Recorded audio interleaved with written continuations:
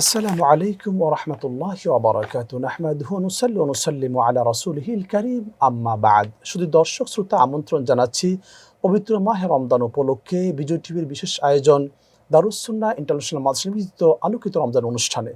দর্শক, আশা করি আমাদের সাথে আছেন। আজকে অত্যন্ত গুরুত্বপূর্ণ একটি বিষয় নিয়ে আমরা কথা বলবো, সেটি হচ্ছে শাফাআত ও হাউজে কাউসার। এই বিষয়ে যারা আলোচনা করবেন, চলুন তাদের সাথে আমরা পরিচিত হয়ে নিই। আমার ডান পাশে আছেন তরুণ আলেমে দ্বীন হাফেজ হযরত মাওলানা মুহাম্মদ ওমর ফারুক। আসসালামু আলাইকুম ওয়া রাহমাতুল্লাহি ওয়া বারাকাতুহু। আমাদের সাথে আরও আছেন গুলশান শাহজাদপুর জামে মসজিদের সম্মানিত খতিব হযরত মাওলানা মুফতি মুহাম্মদ আল আমিন হুসাইন। আসসালামু আলাইকুম ওয়া রাহমাতুল্লাহি ওয়া বারাকাতুহু। ওয়া আলাইকুম সালাম ওয়া রাহমাতুল্লাহি ওয়া বারাকাতুহু। দুজন কেমন আছেন? আলহামদুলিল্লাহ। আপনি কেমন দুজনকে আছেন? আমাদের শুরুতে স্বাগত।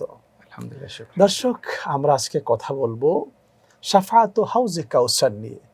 আমি শুরুতে যাচ্ছি আমাদের প্রিয় আলোচক মুফতি আল আমিন হুসাইন আপনার কাছে। শাফাআত ও হাউজে কাউসার বলতে আমরা কি বুঝি? আলহামদুলিল্লাহ ওয়াসসালাতু ওয়াসসালামু আলা রাসূলিল্লাহ ওয়া বা'দ। অভিজ্ঞ এবং প্রাজ্ঞ উপস্থাপক, আপনাকে অসংখ্য ধন্যবাদ এবং মোবারকবাদ। অত্যন্ত গুরুত্বপূর্ণ একটি বিষয়, দুইটি বিষয় এখানে আপনি ইনক্লুড করেছেন। একটি হচ্ছে শাফাআত আর একটি হচ্ছে হাউজে কাউসার।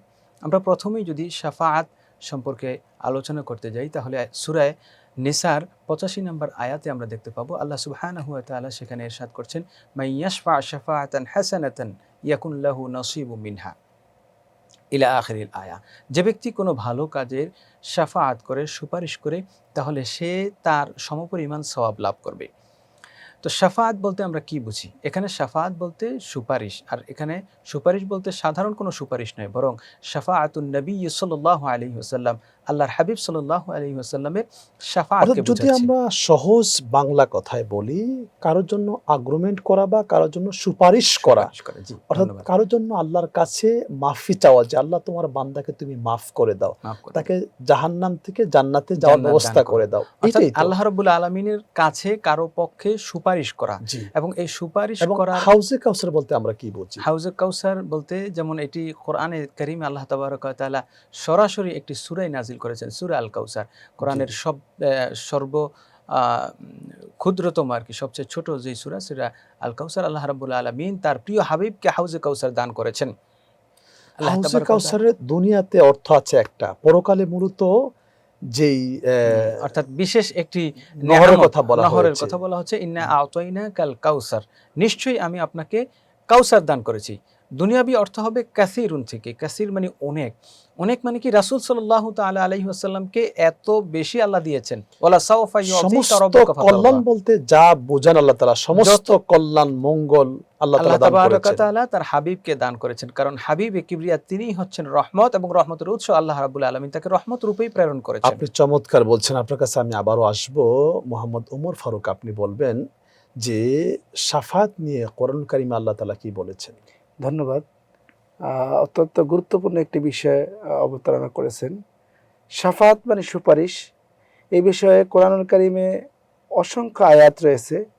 আল্লাহ তাআলা সূরা আল ইমরানে বলেন, মান যাল্লাযী ইয়াশফা'উ ইনদাহু ইল্লা বিইজনিহি, সূরা বাকারার সূরা ভিতরে। বাকারা আয়াতুল কুরসি জি। শেষের দিকে, যে শাফাত তারাই করতে পারবে আল্লাহ তাআলা যাদেরকে অনুমতি দিবে। জি। এছাড়া বিভিন্ন জায়গায় কোরআনুল কারীম বিভিন্ন আয়াতে রয়েছে, ফামা তানফাউহুম শাফাআতুশ শাফিঈন। অর্থাৎ কোরআনুল কারীমের দিকে আমরা তাকালে দেখতে পাই আল্লাহ তাআলা কোরআনের কিছু আয়াতে বলেছেন যে কিয়ামতের ময়দানে কেউ কারোর জন্য শাফাআত করতে পারবে না। আবার কোথাও বলেছেন যে আল্লাহ তাআলা যদি অনুমতি দেন তখন তাদের শাফাআত কার্যকর হবে। অর্থাৎ এই আয়াতগুলো, যেগুলোর মধ্যে আল্লাহ তাআলা বলেছেন যে শাফাআত কোনো উপকারে আসবে না, কেউ কারোর জন্য সুপারিশ করতে পারবে না, সেই আয়াতগুলো আসলে প্রেক্ষাপট হলো কিয়ামতের ময়দানে কোনো বেঈমান তাদের জন্য সুপারিশ করে কোনো লাভবান হওয়া যাবে না, কিন্তু মুমিনের জন্য শাফাআত করা যাবে। মুফতি আল আমিন হুসাইন, শাফাত এটা একটা ব্যাপক শব্দ, কিন্তু শাফাতের ভিতরে শাফাতুন নবী সাল্লাল্লাহু আলাইহি ওয়াসাল্লাম যে শব্দটা, এই শব্দটা আমাদের জন্য মানাটা কি এটা ফরজ ওয়াজিব, নাকি এটা মানা যাবে না, কোনটা? ধন্যবাদ। অত্যন্ত গুরুত্বপূর্ণ একটি প্রশ্ন করেছেন, যে শাফাআতুন নবী সাল্লাল্লাহু আলাইহি ওয়াসাল্লাম ফিদ দুনিয়া ওয়াল আখিরা হাল হিয়া মুমকিনুন লানা ওয়া ওয়াজিবুন লানা আন নুমিনা আলাইহি, অর্থাৎ রাসূলের শাফাআত কি আমাদের জন্য প্রযোজ্য হবে এবং এটার উপর আমাদের ঈমান ইতিকাদ কি হবে। আহলুস সুন্নাহ ওয়াল জামাআতের আকীদা হচ্ছে শাফাআতুন নবী সাল্লাল্লাহু আলাইহি ওয়াসাল্লাম ওয়া শাফাআতুল উযমা ইয়াউমাল কিয়ামাতি হাক্কুন ওয়াজিবুন আলাইনা আন না'তাকিদ আলাইহি, আমাদের জন্য ওয়াজিব হলো এটার উপর ইতিকাদ রাখা। দীর্ঘ হাদিসে হযরত আবু হুরায়রা রাদিয়াল্লাহু তাআলা আনহু থেকে বর্ণিত, আল্লাহ রাসূল বলেছেন, শাফাআতি লি আহলিল কাবাইরি মিন উম্মতি, কিয়ামতের ময়দানে আমি আমার উম্মতের মধ্যে গুনাহগারদের ব্যাপারে সুপারিশ করব। কিন্তু শাফাআতে উযমা একটি বড় শাফাআত রয়েছে, সেটি হচ্ছে যে হাশরের ময়দান যখন কায়েম হবে তখন আল্লাহ সুবহানাহু ওয়া তাআলা বিচার কার্য শুরু করবেন না, সকলেই অপেক্ষা করতে থাকবে। সকল আম্বিয়া ইকরাম আলাইহিমুস সালামদের কাছে প্রত্যেকেই যাবে, কিন্তু কেউ সেদিন শাফাআতে উযমার জন্য আল্লাহর দরবারে ফরিয়াদ করবেন না।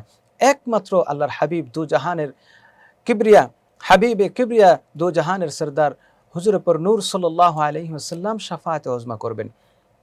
কারণ আল্লাহ তাবারক ওয়া তাআলা নবীজির ব্যাপারে বলেছেন কি, আল্লাহ তাবারক ওয়া তাআলা আল্লাহর হাবিব সাল্লাল্লাহু তাআলা আলাইহি ওয়াসাল্লামের জন্য মাকামে মাহমুদ নির্ধারণ করে রেখেছেন। আল্লাহ তাবারক ওয়া তাআলা প্রশংসার স্থান, এবং ফাতাহাজ্জাদ বিহি নাফিলাতাল লাক আসা আন ইয়াবআসাকা রাব্বুকা মাকামান মাহমুদা, অচিরেই আল্লাহ তাবারক ওয়া তাআলা আপনাকে প্রশংসনীয় স্থান দিবেন। তো প্রশংসনীয় স্থান কোনটি? নবীজি বলেছেন, কিয়ামতের ময়দানে প্রশংসার পতাকা লেওয়ায়ে হামদ আমার হাতে থাকবো এবং আল্লাহর আরশের নিচে আমি সিজদা করব।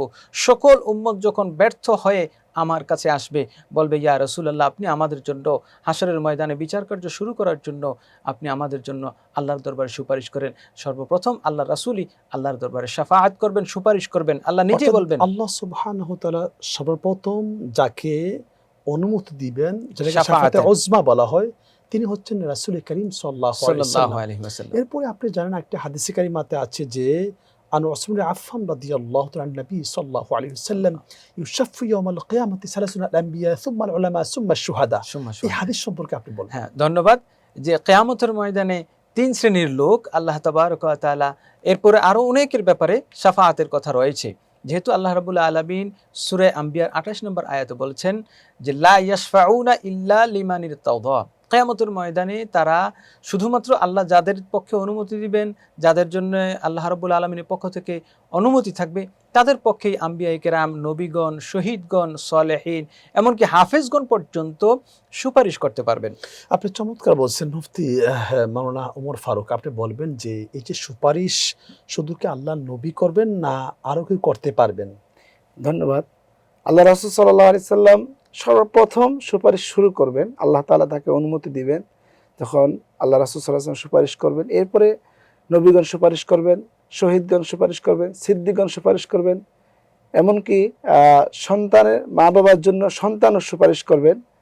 আল্লাহ রাসূল সাল্লাল্লাহু আলাইহি সাল্লাম একটা হাদিসে কারিমার মধ্যে আল্লাহ রাসূল বলেছেন, যারা কোরআনে হাফেজ, যারা নিজের জীবনকে কোরআন এবং হাদিস অনুযায়ী সাজিয়েছেন, ফাহাল্লা হালালাহু ওয়া হাররামা হারামাহু আদখালাহুল্লাহুল জান্নাহ, অর্থাৎ একজন হাফেজে কোরআনকে আল্লাহ তাআলা জান্নাতে প্রবেশ করাবেন যদি সে কোরআন এবং হাদিস অনুযায়ী নিজের জীবনকে পরিচালিত করেন।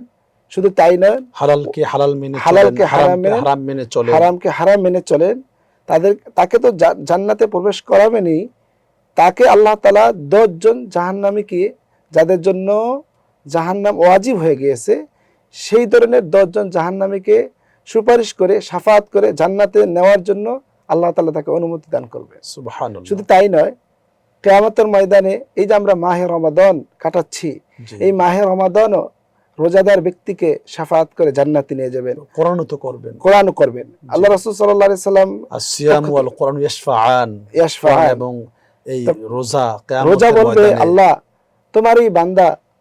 তোমারই বান্দাকে আমি দিনের বেলা পানাহার থেকে বিরত রেখেছি।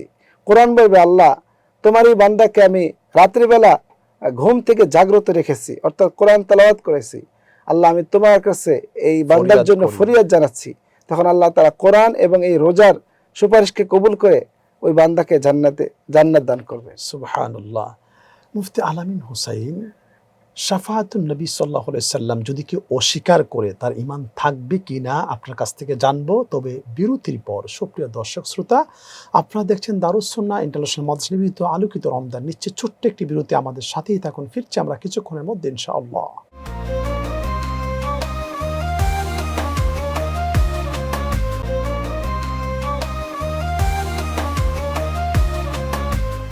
আলহামদুলিল্লাহ, সুপ্রিয় দর্শক শ্রোতা, বিরতির পর ফিরে আসলাম আপনাদের প্রিয় অনুষ্ঠান দারুস সুন্নাহ ইন্টারন্যাশনাল মাদ্রাসা নিবেদিত আলোকিত রমজানে।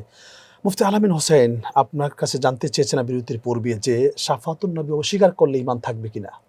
ধন্যবাদ। অত্যন্ত গুরুত্বপূর্ণ একটি বিষয় যে রাসূল সাল্লাল্লাহু তাআলা আলাইহি ওয়াসাল্লামের শাফাআত কোরআন, সুন্নাহ, ইজমা, কিয়াস দ্বারা সাবিত করা হয়েছে। এটি সুপ্রতিষ্ঠিত এবং এটি ঈমানদারের আকীদার বিষয়। সুতরাং মান আনকারা শাফাআ ফাকাদ কাফারা, যে ব্যক্তি শাফাআতকে অস্বীকার করবে সে কুফরি করবে। কারণ কোরআন দ্বারা আল্লাহ তাবারক ওয়া তাআলা সাবিত করেছেন কিয়ামতের ময়দানে তার রাসূল সুপারিশ করবেন।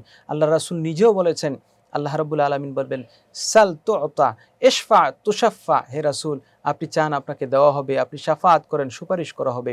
এবং বুখারী মুসলিমের হাদিস এটি। বুখারী মুসলিমের হাদিস।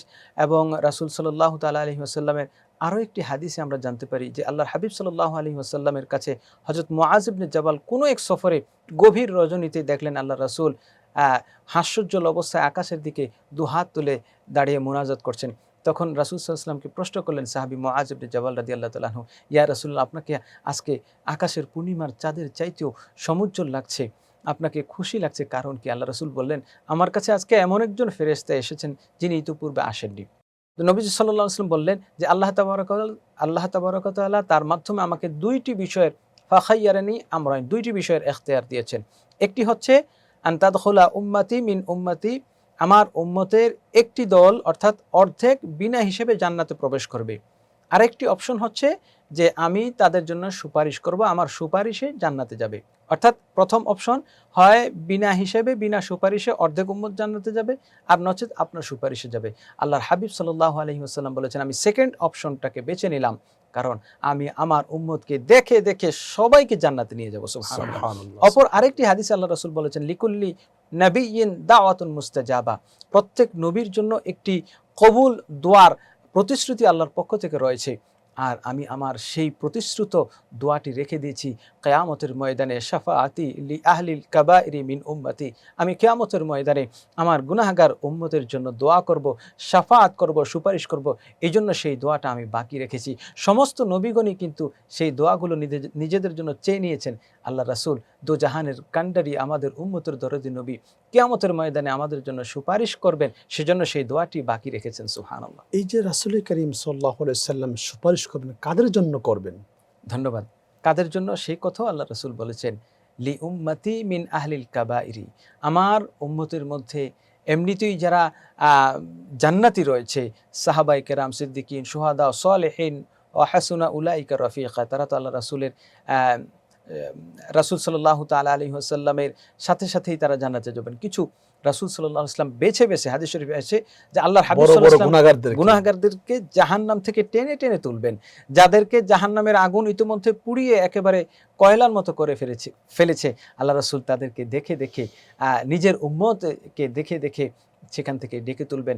এবং নবীজি জাহান্নামে যাওয়ার পরে দেখবেন যে সেখানে একদল লোক ইয়া রাসূলুল্লাহ বলে আল্লাহ রাসূলকে ডাকতেছে, ইয়া মুহাম্মাদা বলে ডাকতেছে। জাহান্নামের দ্বাররক্ষক ফেরেশতা বলবে, ইয়া মুহাম্মাদা বলে ডাকতেছো কেন, তোমরা কারা? তখন তারা বলবে, আমরা আখিরি পয়গম্বর নবী মুহাম্মদুর রাসূলুল্লাহর উম্মত। তখন আল্লাহ রাসূলকে ফেরেশতা দৌড়ে গিয়ে বলবে, ইয়া রাসূলুল্লাহ, আপনাকে একদল জাহান্নামী ডাকছে। তখন আল্লাহ রাসূল গিয়ে দেখবেন, হ্যাঁ সত্যি নবীজির কিছু আশেক উম্মত, নবীজির কিছু প্রেমিক উম্মত সেখানে ইয়া মুহাম্মাদা বলে ডাকছে। আল্লাহ রাসূল সেই গুনাহগার সেই উম্মতকে জাহান্নাম থেকে তুলে জান্নাতে পৌঁছে দিবেন। চমৎকার বলছেন হাফেজ মাওলানা ওমর ফারুক। আপনি বলবেন যে কি কি আমল করলে পরে আমরা রাসূল করিম সাল্লাল্লাহু আলাইহি ওয়াসাল্লামের সুপারিশ বা শাফায়াত লাভ করতে পারবো? জি, ধন্যবাদ। আসলে আমরা মানুষ, আমাদের দ্বারা গুনাহ হয়ে যেতে পারে, তো হয়ে যায়। হ্যাঁ, আমরা যেহেতু মানুষ, আমাদের ভুল ত্রুটি আছেই, গুনাহ হয়ে যায়। তো আমরা যদি আল্লাহ তাআলার কাছে ইস্তেগফার করি এবং মোনাজাতের মধ্যে আল্লাহ রাসূল সাল্লাল্লাহু আলাইহি ওয়াসাল্লামের শাফাআত কামনা করি, তাহলে এটা একটা অন্যতম শাফাআতের পাওয়ার জন্য একটা অন্যতম উসিলা। আল্লাহ রাসূল সাল্লাল্লাহু আলাইহি ওয়াসাল্লাম, মুসলিম শরীফের হাদিস, রাসূল করিম সাল্লাল্লাহু আলাইহি সাল্লাম ইরশাদ করেছেন, যখন মুয়াজ্জিন আজান দেয় তখন তোমরা সেই বাক্যগুলো সাথে সাথে বলো এবং এরপরে আমার উপর দুরূদ শরীফ পাঠ করো এবং আমাকে উসিলা করে আল্লাহ তাআলার দরবারে তোমরা মোনাজাত করো। তাহলে অরজুকনা অরজুকনা শাফাআতাহু ইয়াউমাল কিয়ামা, তাহলে কি হবে? কিয়ামতের ময়দানে আমি রাসূল ওই ব্যক্তিকে সুপারিশ করে জান্নাতে নিয়ে যাব। অর্থাৎ এখানে আমরা একটা জিনিস শিক্ষা পাই যে আল্লাহ রাসূল সাল্লাল্লাহু আলাইহি সাল্লামের প্রতি যদি আমরা বেশি বেশি দুরূদ শরীফের আমল করতে পারি, সালাতু সালামের আমল করতে পারি, তাহলে এটা আমাদের জন্য সুপারিশ পাওয়ার এটুকুই। কিন্তু রাসূল করিম সাল্লাল্লাহু আলাইহি ওয়াসাল্লামের যে সুন্নাহ আছে সেটা কি আমরা অনুসরণ করব না? যে অবশ্যই বেদাত থেকে আমরা মুক্ত হব না? জি জি, প্রতিটি ক্ষেত্রে আমরা আল্লাহর হাবিব সাল্লাল্লাহু আলাইহি ওয়াসাল্লামের সুন্নাহকে আমাদের জীবনে ধারণ করব। রাসূল সাল্লাল্লাহু আলাইহি সাল্লাম কিভাবে চলেছেন, তার সামাজিক জীবন, তার পারিবারিক জীবন, তার রাষ্ট্রীয় জীবন তিনি কিভাবে কাটিয়েছেন, সেই প্রতিটা পদক্ষেপ যদি আমরা আমাদের জীবনে বাস্তবায়ন করতে পারি, তাহলে এটা আমাদের জন্য অবশ্যই কিয়ামতের ময়দানে সরকারে দো আলম, দো জাহানের বাদশাহ নবীজি আমাদেরকে সুপারিশ করবে। আপনি চমৎকার বলছেন মুফতি আলামিন হোসাইন। এই যে হাউজে কাউসার, এই হাউজে কাউসারে যে পানি রাসূল উম্মতকে পান করাবেন, সেক্ষেত্রে কাদেরকে করাবেন এবং কি আমলের মাধ্যমে সেটা আমরা পেতে পারি? ধন্যবাদ। অত্যন্ত গুরুত্বপূর্ণ একটি বিষয় যে আমরা কাল কিয়ামতের ময়দানে রাসূল সাল্লাল্লাহু আলাইহি ওয়াসাল্লাম বলেছেন যে হাসরের ময়দানে মানুষ এত তৃষ্ণার্ত থাকবে, তার খামের মধ্যে হাবুডুবু খেতে থাকবে, মাথার এক বিঘত বা এক দেরা পরিমাণ উপরে সূর্য থাকবে, মাথার মগজ টকবক করতে থাকবে। ওই কঠিন মুহূর্তে আল্লাহ রাসূল সাল্লাল্লাহু আলাইহি ওয়াসাল্লামকে আল্লাহ পাক এই সুপেয় শরবতের মালিক বানিয়ে দিয়েছেন। আল্লাহ বলছেন ইন্না আ'তাইনাকাল কাউসার। নবীজি সেই হাউজে কাউসারের বর্ণনা দিয়েছেন। মান শারিবা মিনহা লাম ইয়াজমা আবাদা, যে ব্যক্তি সেখান থেকে একবার এক ঢুক পান করবে সে কখনোই আর তৃষ্ণার্ত হবে না। তো কারা এই হাউজে কাউসার পান করতে পারবে? রাসূল সাল্লাল্লাহু আলাইহি ওয়াসাল্লাম সুস্পষ্ট ঘোষণা করে দিয়েছেন, মান আতাআনি বাদি, যে ব্যক্তি আমার পরে আমার আনুগত্য করবে, আমার সুন্নতের উপর অটল অবিচল থাকবে, আমার সুন্নাহকে আঁকড়ে ধরবে, সেই হাউজে কাউসারের পানি পান করতে পারবে। রাসূল সাল্লাল্লাহু আলাইহি ওয়াসাল্লামের অপর হাদিসে এসছে যে একদল লোক রাসূল সাল্লাল্লাহু আলাইহি ওয়াসাল্লামের কাছে গিয়ে বলবে, ইয়া রাসূলুল্লাহ, আমি তো আপনার উম্মত।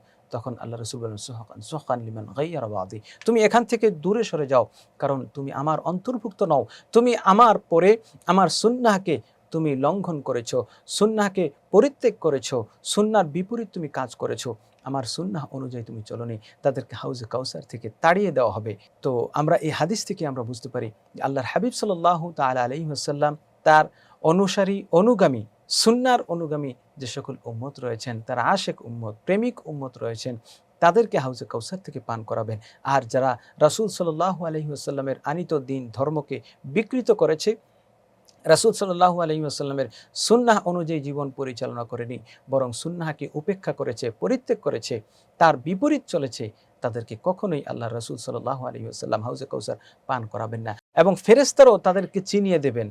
তারা গিয়ে পরিচয় দিবে, ইয়া রাসূলুল্লাহ, আমি আপনার উম্মত। ফেরেশতারা বলবেন, ইয়া রাসূলুল্লাহ, আপনি তো জানেন না তারা কি করেছে, আপনার পরে আপনার দ্বীনকে তারা বিকৃত করেছে, আপনার সুন্নাহকে সমাজ থেকে তুলে দিয়েছে, উঠিয়ে দিয়েছে, সুন্নাহকে মূলোৎপাটন করেছে, সুন্নাহকে মেরে ফেলেছে, হত্যা করেছে। এই জন্যই রাসূল সাল্লাল্লাহু আলাইহি ওয়াসাল্লাম বলেছেন, শেষ জামানায় এমন একটি সুন্নাহকে যে ব্যক্তি মান তামাসসাকা বিসুন্নতি ইনদা ফাসাদি উম্মতি, আমার উম্মতের শেষ জামানায়, বিপর্যয়ের জামানায়, যে সময় মানুষ সুন্নাহ পালন করতেই চাইবে না, ফরজই ছেড়ে দিবে, সুন্নাহ তো অনেক দূর কি বাত, এই সময় যে ব্যক্তি একটি সুন্নাহ পালন করবে তাকে 100 শহীদের সওয়াব দেওয়া হবে। সুবহানাল্লাহ। সুতরাং আমরা অবশ্যই রাসূলের হাতে যদি হাউজে কাউসার পান করতে চাই, অবশ্যই রাসূলের সুন্নাহ অনুযায়ী জীবন গঠন করতে হবে, জীবনকে পরিচালনা করতে হবে, নিজের দেহ, মন, নিজের পরিবার, গোটা সমাজ, দেশ, রাষ্ট্র সব কিছুকেই সুন্নাহ অনুযায়ী সাজাতে হবে। তাহলেই আমি রাসূলের কাছে গিয়ে, রাসূলের সামনে গিয়ে হাউজে কাউসার চাইতে পারি, আশা করতে পারি।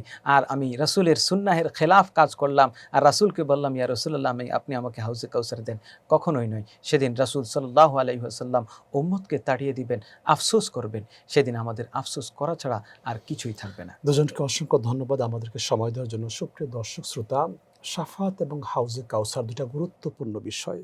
আমরা যারা গুনাহগার উম্মত, আমাদের জন্য বড় আশার আলো হলো এই শাফাত এবং হাউজে কাউসার। রাসূল করিম সাল্লাল্লাহু আলাইহি ওয়াসাল্লামের শাফাত ছাড়া আমাদের কোনো উপায় নাই।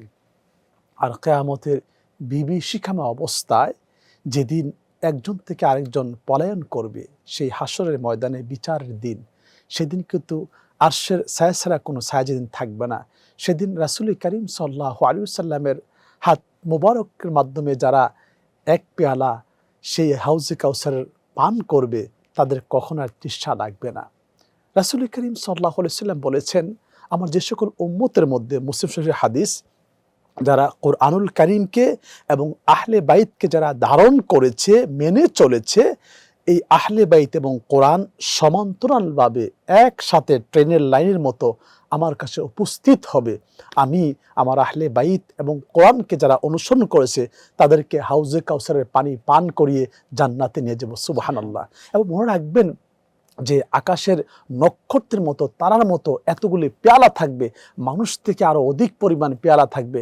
রাসূল করিম সাল্লাল্লাহু আলাইহি সাল্লাম তার উম্মতদেরকে নিজে অন্য নবীর মাধ্যমে সমস্ত উম্মতদেরকে আল্লাহ নবী সেই হাউজে কাউসারের পানি পান করাবেন।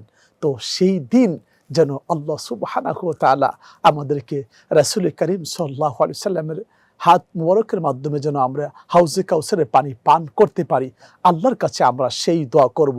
এবং এই মাহে রমজান মাসে আমাদের প্রতিপাদ্যের বিষয় হোক, আমরা বেদাত ভণ্ডামি থেকে মুক্ত হয়ে, শিরিক থেকে মুক্ত হয়ে রাসূল করিম সাল্লাল্লাহু আলাইহি সাল্লামের সুন্নাহ অনুসারে জীবন যাপন করে কিয়ামতের ময়দানে আমরা যেন রাসূলের সুপারিশ লাভ করতে পারি এবং হাউজে কাউসারের পানি পান করতে পারি, আল্লাহর কাছে আমরা কায়মনে বাক্যে সেই দোয়া করব। অবশ্যই আল্লাহ তাআলা সেই দোয়া কবুল করবেন, সে আশা ব্যক্ত করে আজ বিদায় নিচ্ছি। দেখা হবে আগামীকাল একই সময় এক অনুষ্ঠানে। সেই পর্যন্ত সকলে ভালো থাকবেন, সুস্থ থাকবেন, আর অবশ্যই বিজয় টিভির সাথেই থাকবেন। আল্লাহ হাফেজ।